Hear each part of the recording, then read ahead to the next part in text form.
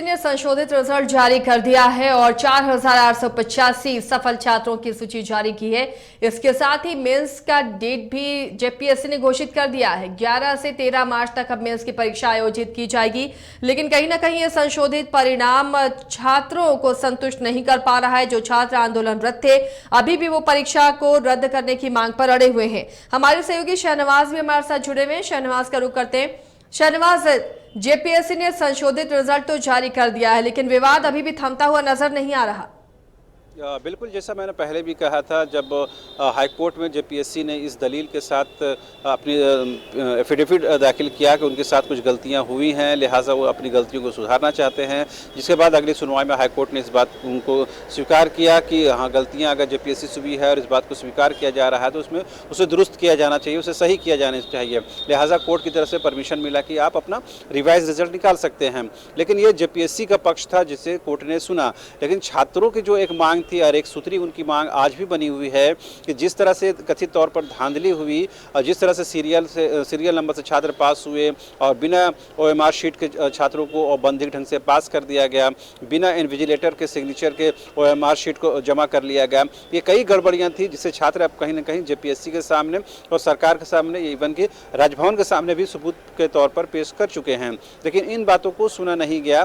Ultimately जब court की तरफ से दबाव बना और वहाँ पर जब बातें आई, तब इन्होंने रिवाइज रिजल्ट निकालना स्वीकार किया। लेकिन बड़ा सवाल यही है, जो छात्रों की मांग थी कि आप इस परीक्षा प्रक्रिया को पूरी तरह से रद्द कीजिए और नए सिरे से आप जेपीएससी की परीक्षा लीजिए, उस पर हामी नहीं भरी गई। लिहाजा जो छात्रों की डिमांड कल थी वो आज भी बनी हुई है। लिहाजा एक बार फिर से ऐसा लग रहा है कि नए आंदोलन की जमीन तैयार की जा रही है। छात्रों का ये भी कहना है कि एक गलती को सुधारने के लिए जेपीएससी ने अब एक दूसरी गलती की शुरुआत कर दी है। लिहाजा कहीं न कहीं छात्रों का एक बड़ा वर्ग, बड़ा गुट ये इस बात को लेकर बहुत मुतमईन नहीं है, बहुत खुश नहीं है कि जेपीएससी ने रिवाइज रिजल्ट जारी कर दिया। कहीं ना कहीं इसके साथ जो रिजर्व कैटेगरी के छात्र हैं उसके साथ कहीं ना कहीं ये हुई है, इनजस्टिस हुई है, जैसा छात्रों का कहना है। जिस तरह से चूंकि इस नए कट ऑफ के साथ एक बात तो बिल्कुल स्पष्ट हो गई है कि जनरल का कट ऑफ गिरा है, लिहाजा जनरल कैटेगरी के बच्चे और उसमें इंक्लूड होंगे और एससी एसटी और बीसी 1 या 2 के बच्चे हों,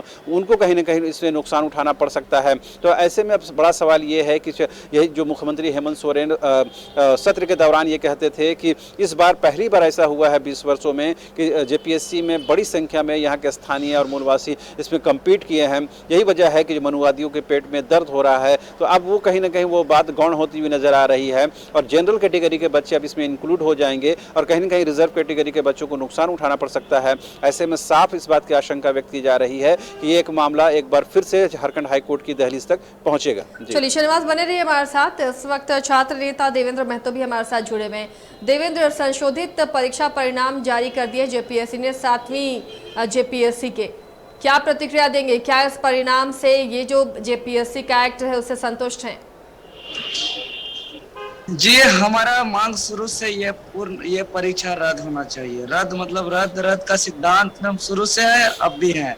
क्योंकि ये जो संशोधित रिजल्ट आया है इसमें आप साफ देख रहे हैं कि एसटी के 145 छात्र, एससी के 113 छात्र और ईडब्ल्यूएस के 51 वैसे छात्र, कुल मिला के 409 वैसे छात्र बाहर हुए जो पास थे, जिसको मुख्य परीक्षा भराया गया था। और इन लोग को बाहर करके फिर से 700 वैसे छात्रों को पास कर दिया गया है जो फेल थे। मतलब 1103 अतिरिक्त रिजल्ट जो जारी कर दिया गया। और ये आनंद फानन में और 22 दिन बाद 11 मार्च से मुख्य परीक्षा का घोषणा कर दिया, 11, 12, 13। तो ये कहीं से जो है समझ से परे है।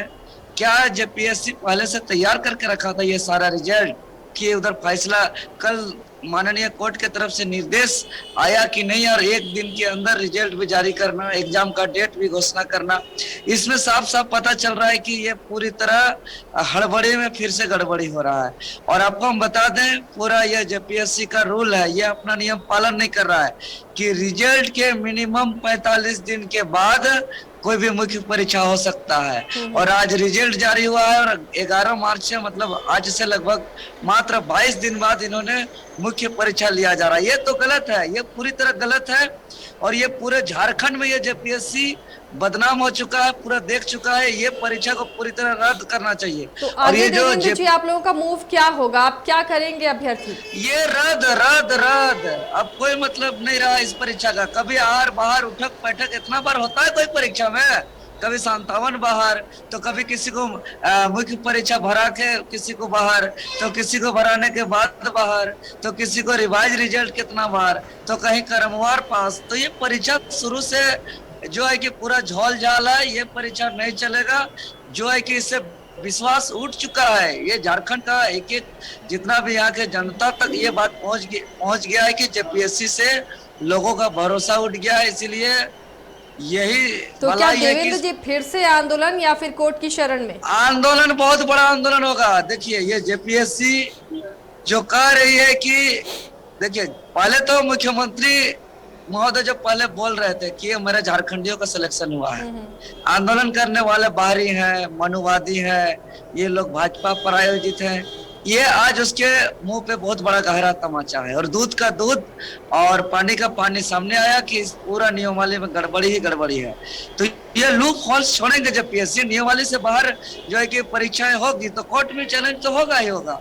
अब देखिए, अब तो और मामला गर्म हो गया। अब तो गड़बड़ी इतना, गड़बड़ी जो आज रिवाइज रिजल्ट आया ना, ये संशोधित नहीं हुआ, ये गड़बड़ी बढ़ गया। इन्होंने जो बोला कि भाई जनरल का 15 गुना नहीं है, तो भाई जनरल तो नहीं होता है यहाँ, या तो रिजर्व और अनरिजर्व होता है। जनरल नहीं होता है, रिजर्व और अनरिजर्व होता है। तो जनरल का 15 गुना बात कहां से आ जाएगा? इसीलिए अब यहाँ गड़बड़ी बढ़ चुका। अब एक और गड़बड़ी ऐड हो गया। इसीलिए अब जो यहाँ के 409 छात्र जो जिसको पास वाला फॉर्म भराया गया वो भी फिर आएंगे। और वो तमाम लोग आएंगे जो रघुवर दास जी के समय जो सड़क पे बहुत बड़ा जुलूस निकल रहा था, वो लोग भी आएंगे। क्योंकि अब बात जो है कि अब मामला गंभीर स्थिति में आ गया है। और ये परीक्षा पूरी सिर्फ और सिर्फ ये कॉलम पूरा किया जा रहा है।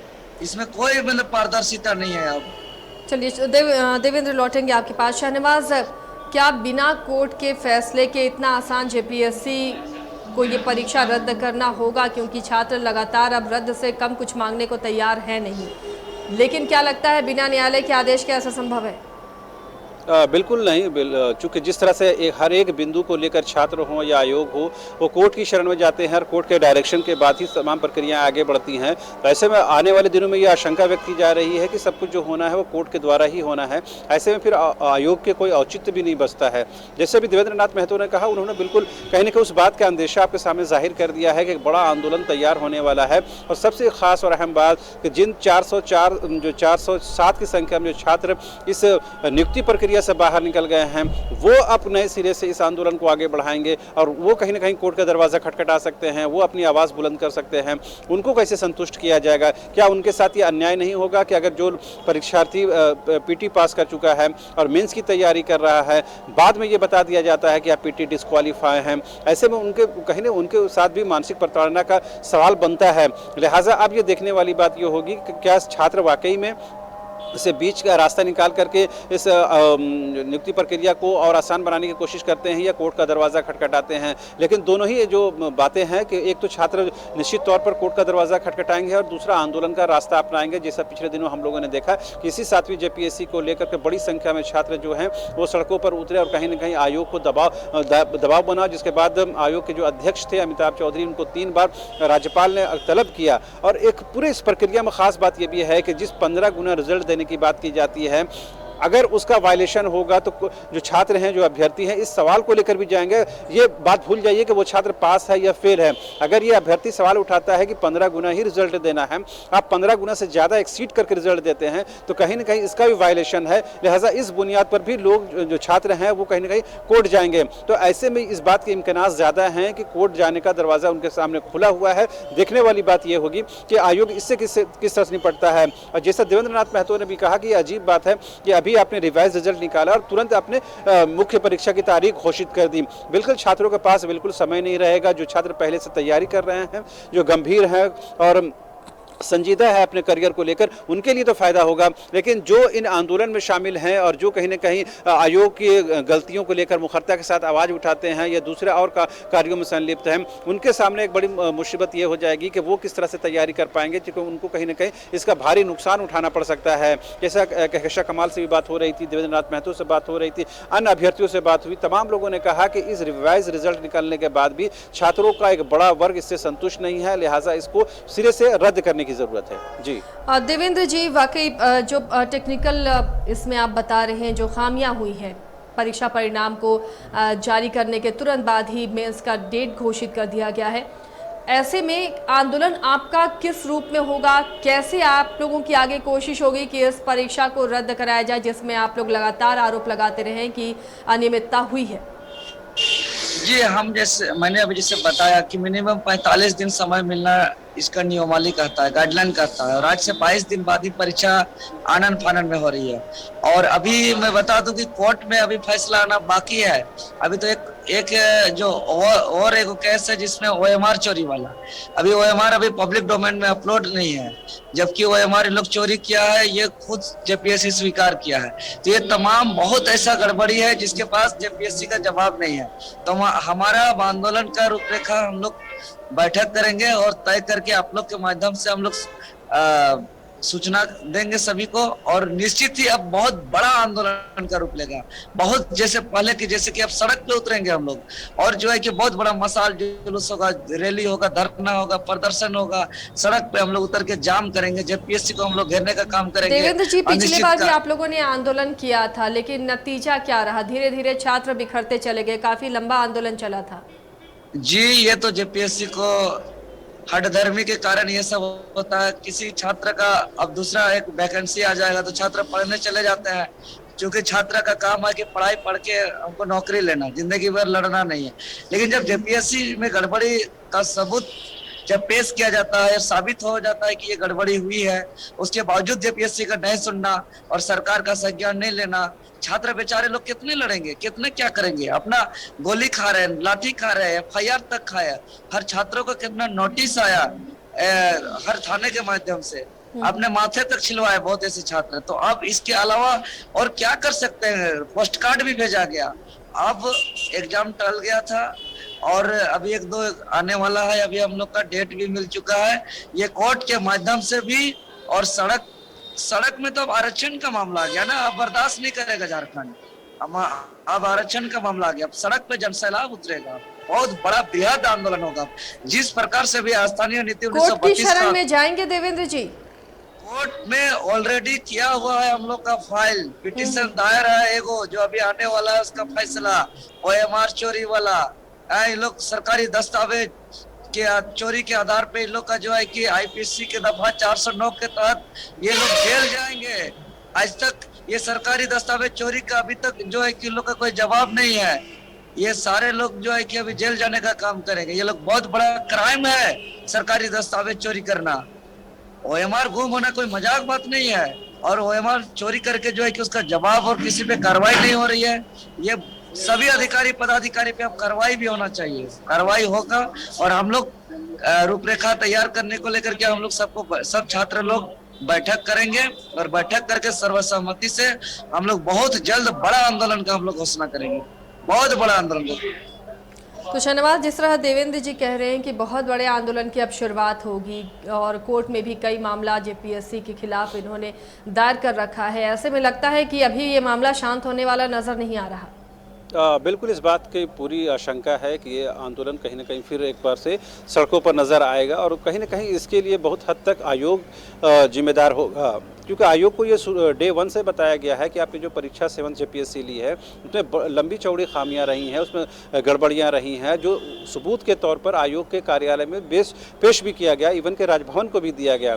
बावजूद उसके कि आयोग उन बातों पर, उन तथ्यों पर काम करता, उसको सुधार करता, JPSC ने सीधे कोर्ट्स के मामले में संज्ञान लेते हुए और कोर्ट को कहीं ना कहीं बताते हुए जाहिर किया कि उनसे जो गलतियां हुई है उसे दुरुस्त किया जाता है। लेकिन क्या उन गलतियों आयोग के तहत वो भी गलतियां शामिल हैं जो सीरियल नंबर से बच्चे पास कर गए हैं? क्या वो गलतियां भी इसमें शामिल हैं जो बिना OMR शीट जांच किए बच्चे पास कर गए हैं? क्या वो गलतियां भी इसमें शामिल हैं जो बिना इन्विजिलेटर के सिग्नेचर के वो कॉपियां जांच कर दी गई हैं? ऐसे कई सवाल हैं जिसका जवाब आने वाले दिनों में आयोग को देना पड़ेगा। लेकिन आयोग ने जिस तरह से छात्रों के विश्वास बहाली की कोशिश नहीं की और कॉन्फिडेंस बिल्डिंग को बिल्ड करने की कोशिश नहीं की, उसका नुकसान आने वाले एग्जामिनेशन में भी हमें देखने को मिल सकता है। ये अलग बात है कि आप कोर्ट की शरण में गए, कोर्ट के निर्देश के बाद आपने रिवाइज रिजल्ट निकाल दिया, आने वाले दिनों में आप मुख्य परीक्षा भी ले लेंगे और अंतिम प्रक्रिया के बाद आप अंतिम मेधा सूची भी जारी कर देंगे। लेकिन जो कलंक और जो दाग और जो धब्बा आयोग पर लगा हुआ है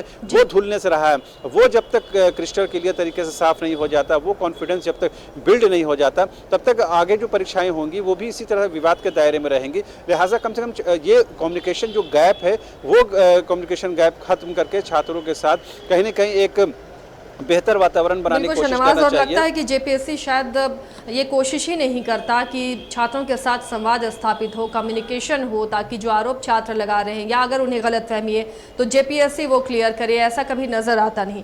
चलिए शाहनवाज, शुक्रिया आपका इस तमाम जानकारी के लिए। देवेंद्र, आपका भी शुक्रिया हमारे साथ जुड़ने के लिए। तो अभी भी छात्र नाराज हैं संशोधित परीक्षा परिणाम आने के बाद, और भी कई सवाल हैं, कई टेक्निकल सवाल भी छात्र उठा रहे हैं कि खामियां कहां है और गलतियां कैसे हो रही है। एक बार फिर से अदालत की शरण में भी छात्र जाएंगे और बड़े आंदोलन की चेतावनी दे रहे हैं, क्योंकि जो बच्चे अब इस रिजल्ट के बाद बाहर हुए हैं, जो पहले पास हुए थे, उनमें भी कहीं ना कहीं आक्रोश होगा।